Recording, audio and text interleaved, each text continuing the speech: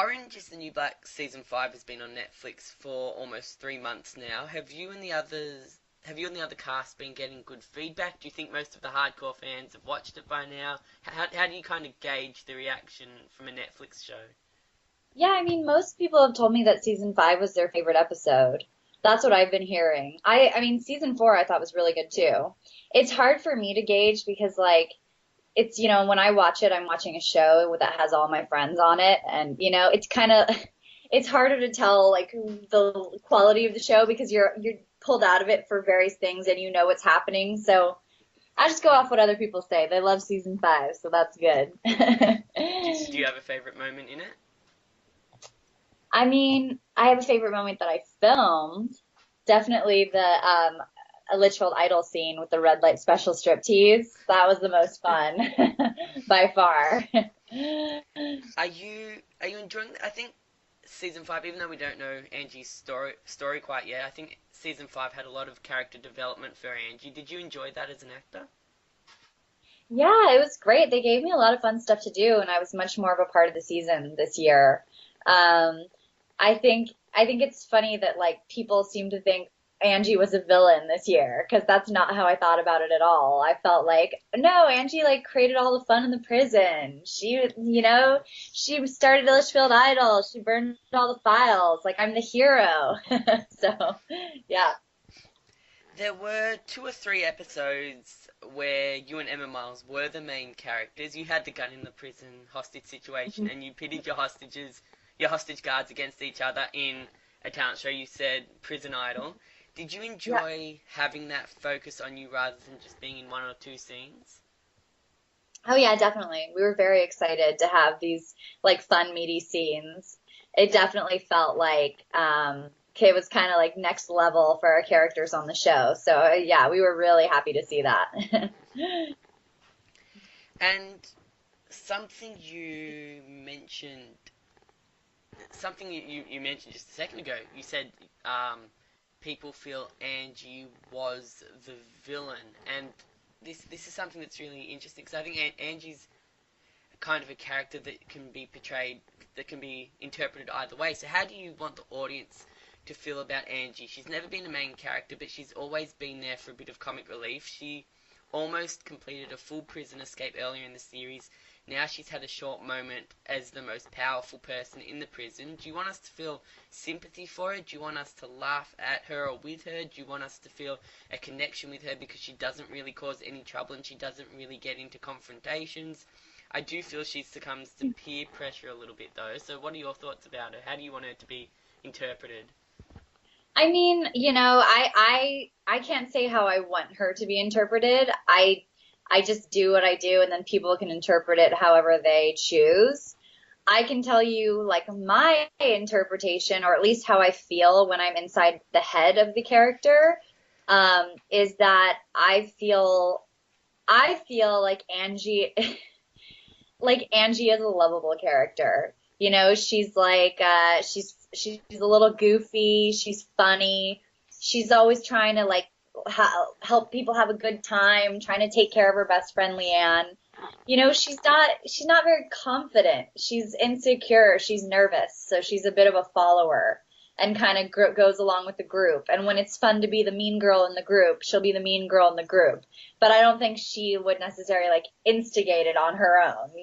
So, yeah, I mean, I think Angie is a lovable character. But people can think whatever they want. How many different interpretations have you heard about Angie?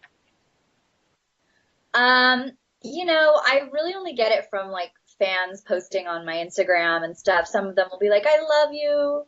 You're hilarious. You're my favorite character. Other people would say, I hate Angie. I hate you, which always hurts my feelings. Like I don't, I hate to admit it, but anytime I read somebody say something negative on my Instagram, I'm always like, oh, well, thanks for making me feel bad. But um, but yeah, I think people are divided on Angie, but she provides comic relief. Who doesn't want to laugh? So there's that. And that's interesting. As an actor, it it's still, even though you're an actor portraying a character, if that character isn't interpreted the way you feel she should be, it's still, does it get on your nerves a little bit, or is that just part of being an actor? Yeah, no, it definitely hurts my feelings. I mean, actors are very sensitive, and I think people on the internet like don't think we actually check our Instagram or Twitter or like that we're not real people. Or that you So all have assistants? exactly. But like reading like I hate you or whatever, like it hurts. It hurts. Like even if Angie does things that aren't like, maybe the best decisions, I still feel connected to her and feel that she is me, that we are like one and the same. So, yeah.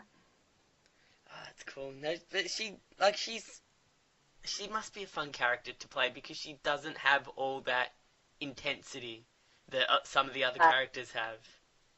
Yeah, she's like she's pure comedy. Like they've really never given me a dramatic scene. I guess maybe when I got let out on the bus for the bus, that bus scene with Caputo was a little bit dramatic. But usually she's just saying like the most ridiculous, crazy comedic things. And when we were filming Litchfield Idol, Jessica Pimentel, who plays Ruiz, was one of the judges with us, and she was like, "Damn, it's fun to work with you guys. Like, you're in a different show than we are. Like, you guys are in a comedy. Like, it's so unfair. You get to have so much fun."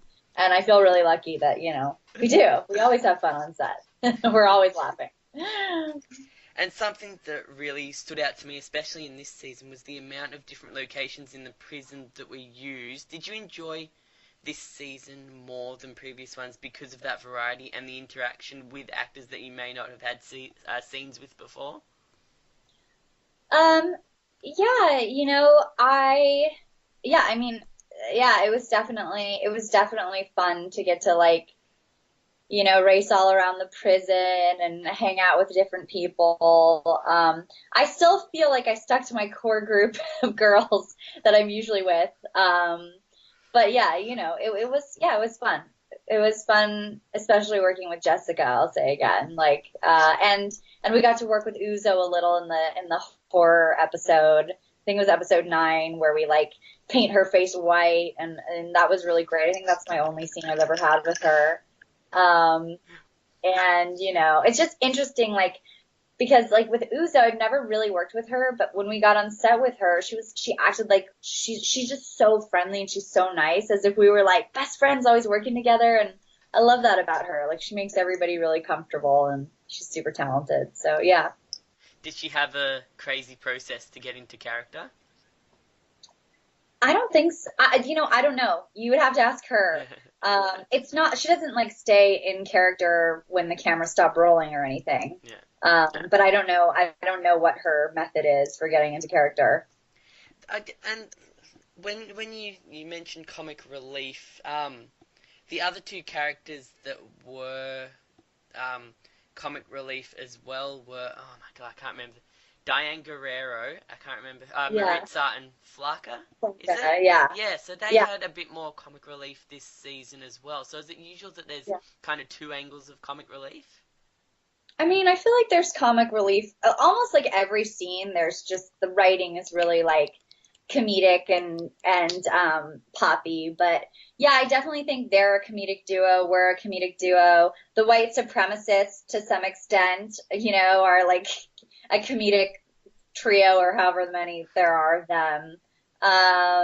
But yeah, I mean, I would describe the show as a dramedy. Like it's really split comedy and drama, so you're getting it throughout the entire show. When do you find out the plot for season 6, or do you find out episode by episode? Episode by episode. So it's always a surprise to us. Like we never know. We never know where it's going. So Yeah. is it filmed like a movie for you and then they split it up in editing, or do you film it episode by episode?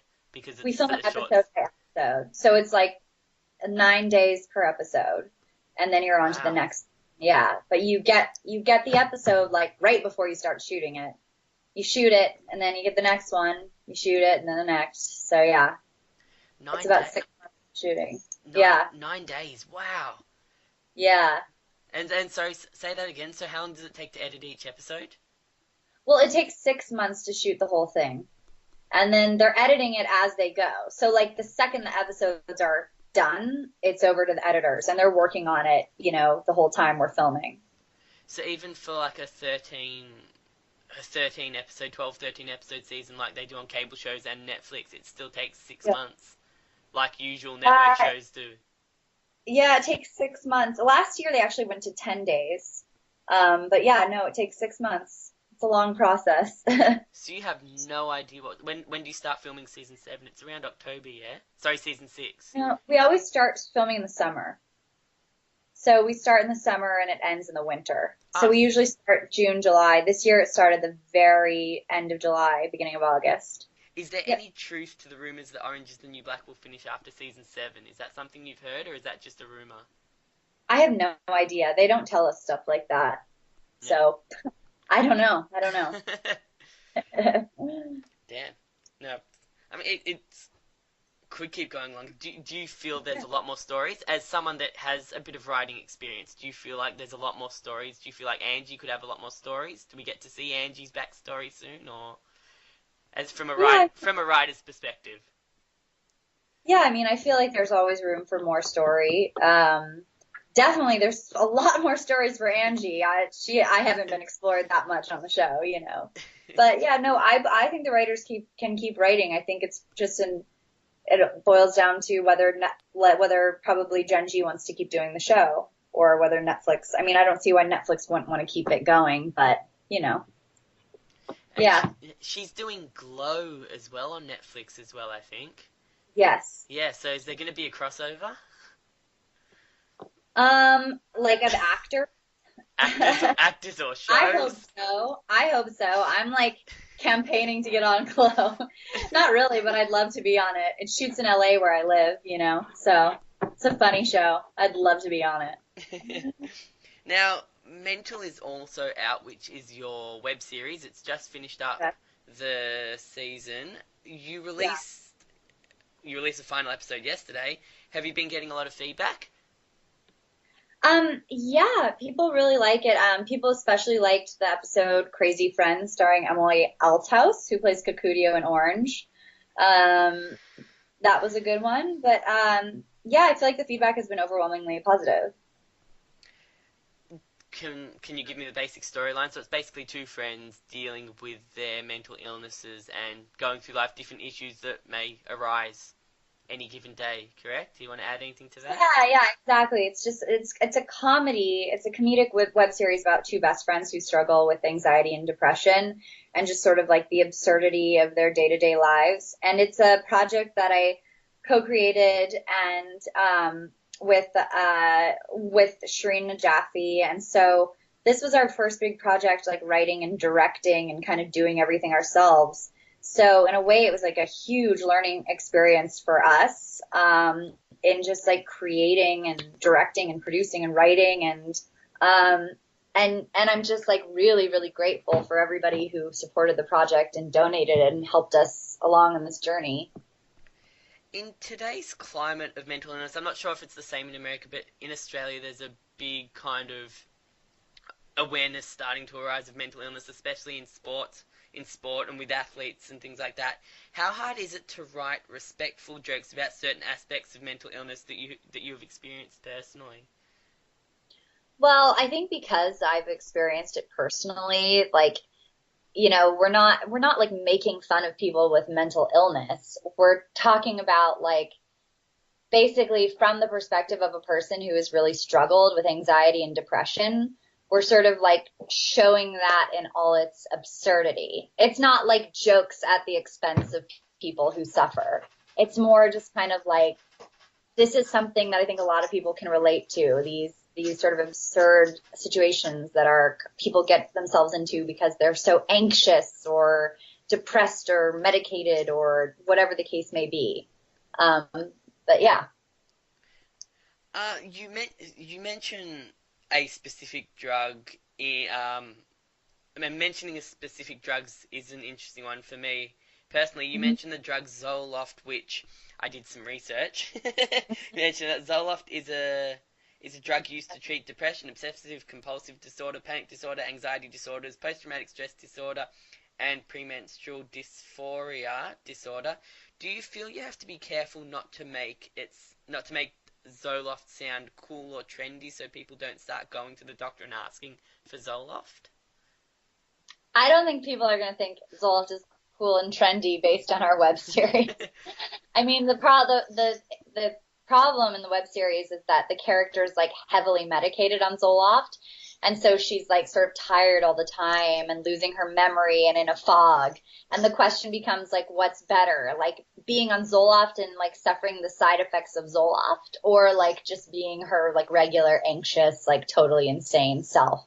And she ultimately comes to the conclusion it's better to like deal with the side effects than go back to the like torture that her life was before Zoloft. So there's like, yeah, I guess it's just if it did go viral, which you always hope it will, and word started getting out there, like people wouldn't. I guess I don't know if it happens to any other series, like in series that have a lot of marijuana use, that it might Mm-hmm. make it sound cool. I don't know. Is that maybe that's not an issue? Well, That's I just mean, the something in thing my is, head.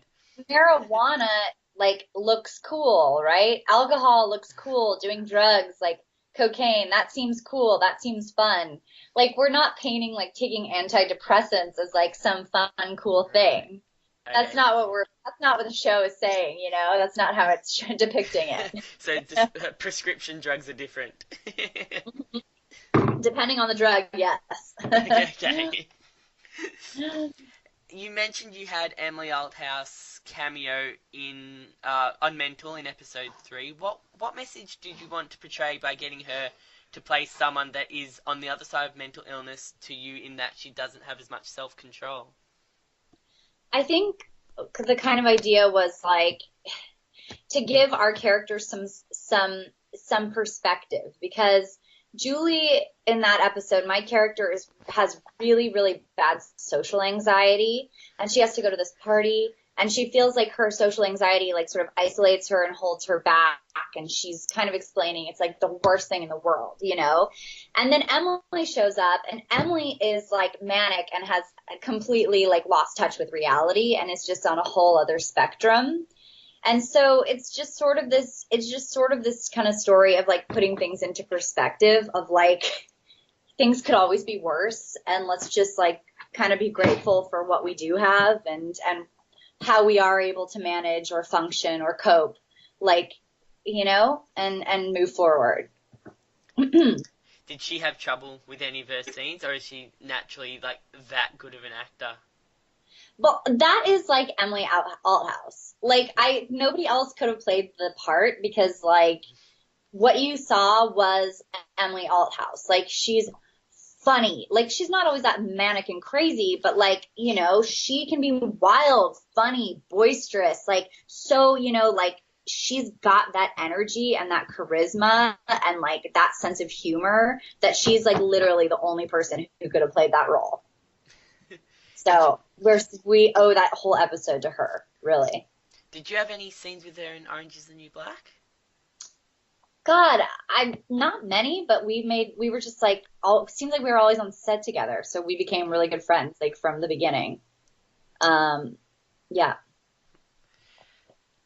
This now that we know that it is a complete rumor that Orange is the New Black is ending after season 7. It's a rumor. It may not be true. We have absolutely no idea. So this question might be a bit too futuristic. After Orange is the New Black is done, do you think you'll keep acting, or will you do something new after Orange? You've got two independent films coming out soon, but, but I know you sing a little bit as well, and you do a little bit of sketch comedy, or will you give directing or writing a go? Do you think about life after Orange? It's season 5.